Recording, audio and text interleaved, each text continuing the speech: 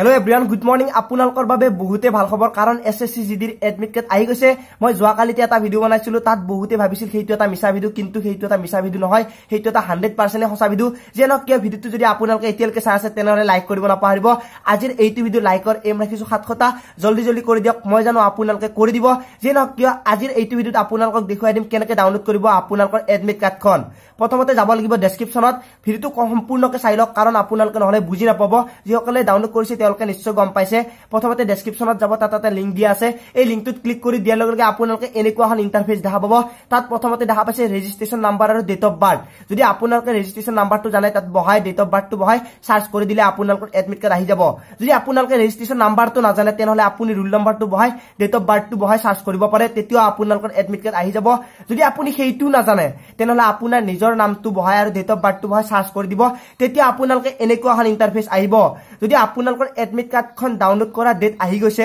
তেনেহলে ডাউনলোড কৰিব পাৰিব যদি আহা নাই তেনেহলে আপোনালোকে তলফালে দেখা পাব আপোনাৰ registration number roll number date of birth আপোনাৰ দেউতাৰ নাম লগতে আপুনি এক্সাম কোড দিব যেনেকৈ মই গুৱাহাটী